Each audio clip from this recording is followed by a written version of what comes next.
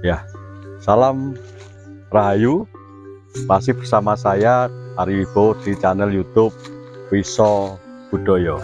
Ya, kita akan memberikan atau berbicara tentang hal-hal yang berkaitan dengan budaya Jawa yang sering dilakukan oleh para pendahulu kita.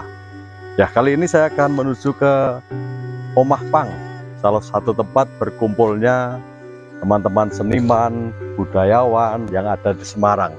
Nanti kita bisa bertemu dengan berbagai narasumber yang akan membahas tentang laku Jawa, laku spiritual, sebetulnya yang sangat menarik. Ya, bagaimana nanti obrolan kita? Terus ikuti saya di channel YouTube Wiso Budoyo.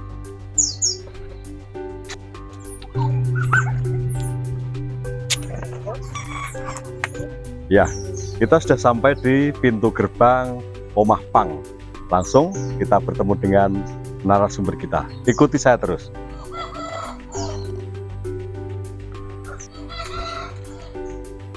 Lo nuwun, Ki. Monggo. Rahayu, salam budaya, salam Wiso Budoyo. Kali ini saya berada di satu tempat yang sungguh indah.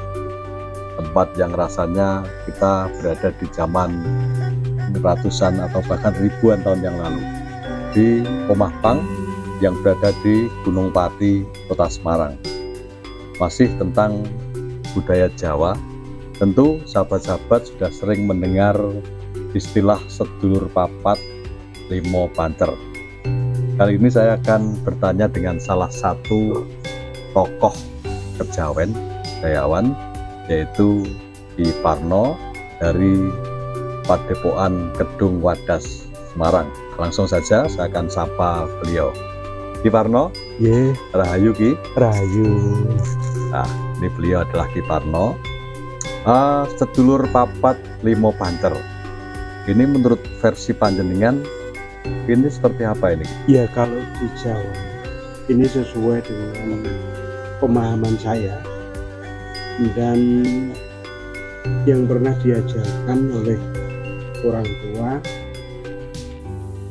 kakek, nenek kepada saya, bahwa manusia lahir ke dunia ini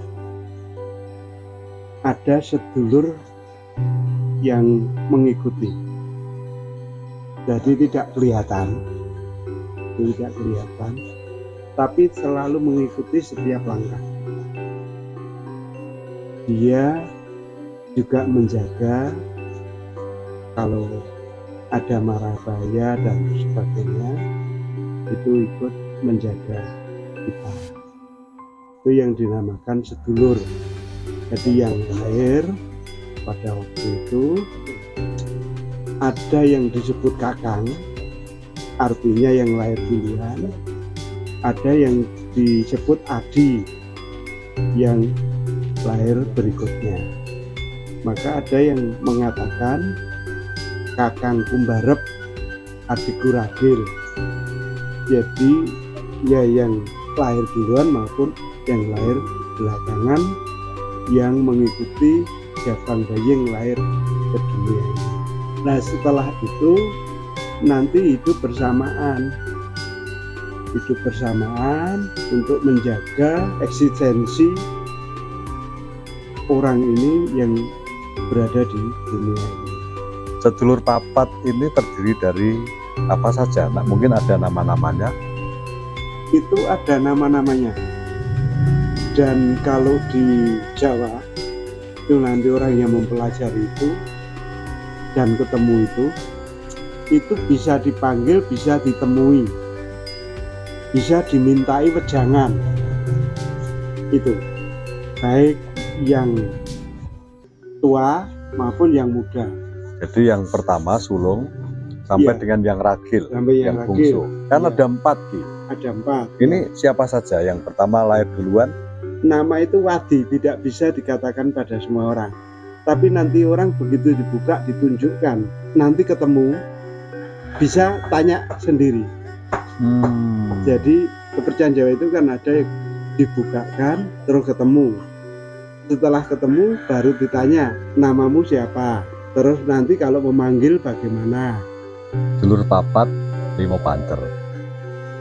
Yang pernah saya dengar, ini yang pertama ini namanya Kawah, yaitu sebagai kakak yang pertama. Nah, Kawah itu seperti apa ini Ki? Kawah itu kan secara wujud air ketuban. Air ketuban ya? Ya, jadi dia yang membuka jalan untuk lahirnya Jabang Bayi. Kakang Kawah ini sama dengan air ketuban.